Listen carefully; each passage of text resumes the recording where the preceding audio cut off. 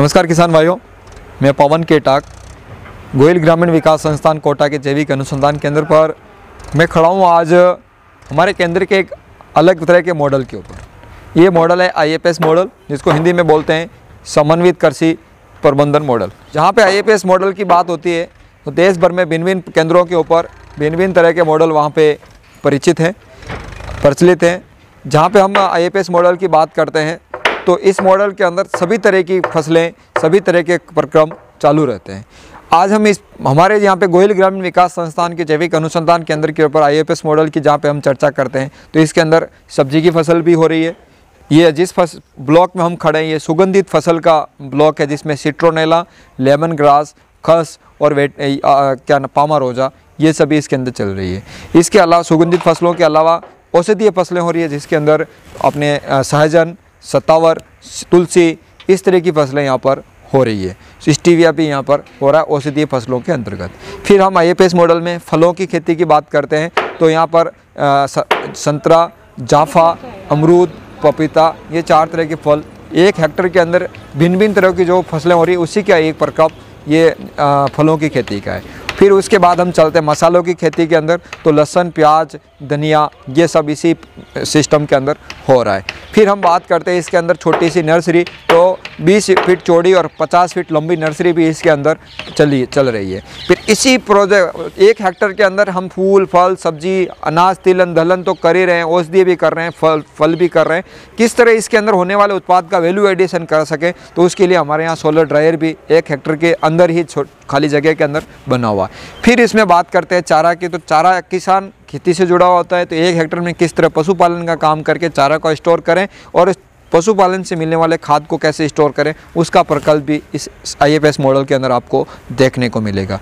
ये मॉडल इसलिए है कि 1 हेक्टेयर के अंदर ही जब काश्तकार के पास में लंबी, जैसे यहाँ 40 बीघे का एरिया है तो 40 बीघा में अलग अलग चीज़ें हो सकती है, लेकिन एक किसान के पास में 1 ही हेक्टेयर ज़मीन है या आधा हेक्टेयर ज़मीन है तो आधा हेक्टेयर ज़मीन के ऊपर भी भिन्न भिन्न तरह की चीज़ें करके क्या वो अपना काम कर सकता है क्या? हाँ, वो आसानी से कर सकता है।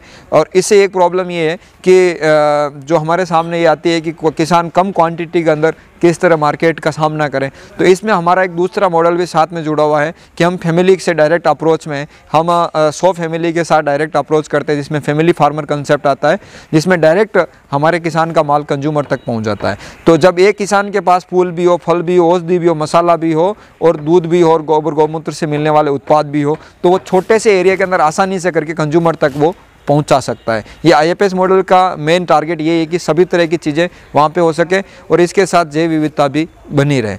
इसके अंदर मेन चीज़ें ये है, हमें ध्यान ये रखनी होती है कि आपके खेत में जिस तरह ढलान है उस तरह कौन सी फसल लेनी है, जहाँ पर ज़मीन ऊंची है वहाँ पर कौन सी फसल लेनी है, जो उपजाऊ ज़मीन है वहाँ पर कौन सी लेनी है, ये भी सभी चीज़ें समांतर हैं। तो फिर भी अपन को दिशा का ध्यान रखना पड़ता है कि किस दिशा के अंदर कौन सी चीज़ होनी चाहिए। अलग अलग मौसम में, अलग अलग जलवायु में, अलग अलग क्षेत्रों में ये जो IFS मॉडल है इसको बदला जा सकता है। जोधपुर प्रांत में ये मॉडल अलग तरीके से सेट होगा, जयपुर प्रांत में ये अलग होगा, इधर चित्तौड़ एरिया जो चित्तौड़ प्रांत कोटा हाड़ौती है इसके अंदर ये मॉडल अलग तरीके से होगा।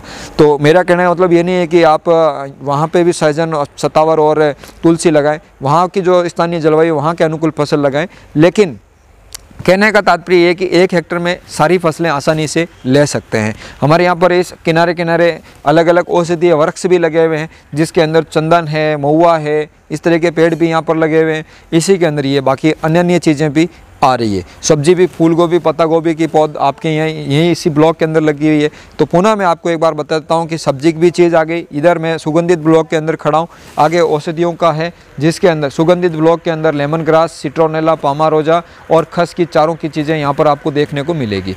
इसके बाद औषधीय ब्लॉक है जिसके अंदर स्टीविया है, सहजन है, सतावर है, तुलसी, ये चारों चीज़ें इसके अंदर चल रही है। फिर हम फलों की बात करते हैं तो पपीता है, जामुन और क्या बोलते हैं अपने अमरूद, जाफा, संतरा, ये सब चीज़ें हैं। इसके बाद में अपन मसाला खेती की बात करते हैं तो मसाला के अंदर लहसुन और प्याज, धनिया, इस तरह की चीज़ें हो रही है। फिर नर्सरी आ गई। तो इन कहने का तात्पर्य ये सभी चीज़ों का एक ही जगह पर मिलान करके IFS मॉडल की रचना की गई है।